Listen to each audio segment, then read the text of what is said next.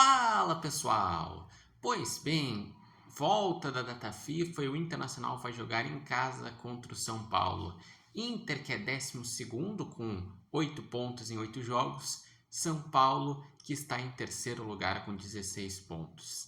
E seguinte, o Internacional ele veio de 2 vitórias nas últimas 2 rodadas, ganhou de Santos e Chapecoense que foram confrontos diretos, mas agora vem uma sequência de jogos difíceis contra times que, na teoria, são melhores do que ele.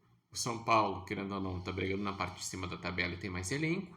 Depois tem o Corinthians fora de casa, o Corinthians que também tem mais elenco.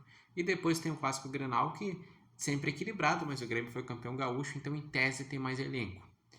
Então o que eu digo é o seguinte, o Inter vai ter que seguir com a corda esticada e se superar. Vai ter que ter trabalhado muito bem esse tempo de data FIFA, pois os desafios são fortes. E o Inter tem que tentar aproveitar para vencer em casa, porque o Inter já teve muitos tropeços em casa.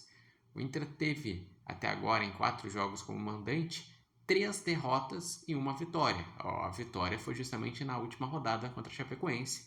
As derrotas foram contra o Palmeiras, contra o Bahia e o Atlético Paranaense. E agora ele vai reencontrar o técnico de boa parte do ano passado, que foi o Roger Machado, que foi campeão gaúcho, que começou a primeira parte do campeonato e foi até o início do segundo turno. E o Internacional ele vai enfrentar um São Paulo que nos últimos 2 jogos foi mal. Ele perdeu para o Atlético Mineiro fora e perdeu o clássico contra o Palmeiras. Daí saiu da liderança para terceiro lugar. E o Inter ele também tem que tentar aproveitar, porque essa é uma rodada de confrontos diretos na briga da parte de baixo da tabela. Por exemplo, tem Botafogo e Mirassol, que são o 17º e o 18º. Tem Atlético Mineiro e Chapecoense, que são times que estão logo abaixo do Inter. O Chapecoense tem 7 pontos, o Atlético Mineiro tem 8. Tem também Santos e Remo, Santos que é o primeiro fora da zona de rebaixamento e o Remo que está dentro da zona de rebaixamento. Ou seja, se o Inter ganhar, dependendo dos resultados paralelos, o Inter pode abrir uma distância para a zona de rebaixamento. No momento é de 2 pontos, mas sei lá, pode abrir para 3, 4. Então tem que tentar aproveitar.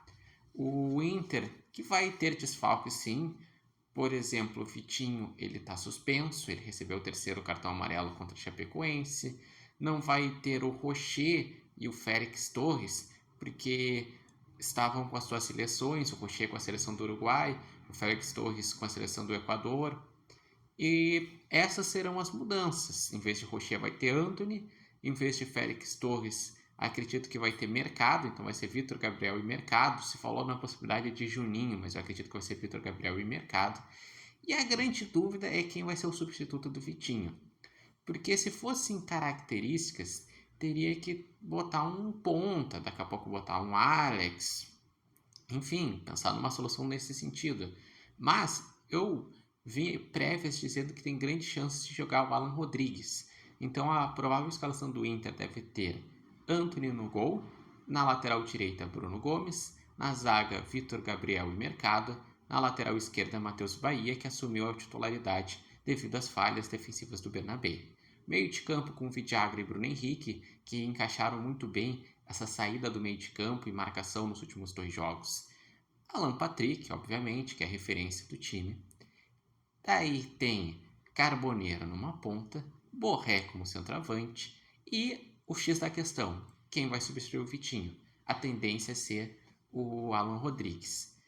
E é isso, o Internacional tem que entender que teve 2 vitórias, mas segue tendo muitas limitações, não pode baixar a guarda, tem que jogar sempre como fosse uma final de Copa do Mundo, para o quanto antes conseguir se livrar dessa situação que é a briga contra o rebaixamento. E querendo ou não, quem sabe essas últimas 2 vitórias tragam um público um pouco melhor para incentivar o Internacional para esses 3 pontos que seriam tão fundamentais. E vocês, qual a expectativa para esse jogo? Vocês acreditam que o Inter pode ter trabalhado bem a semana? Pode, mesmo que o São Paulo tenha tecnicamente melhor do que o Inter, conseguir ganhar os 3 pontos no Beira-Rio?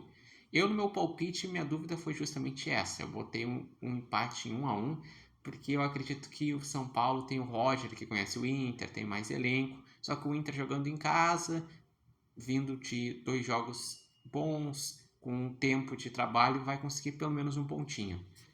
E vocês, qual a expectativa que estão com o Inter no Brasileirão? Foi um Brasileirão muito difícil nesse início. Acreditam que pode dar uma melhorada?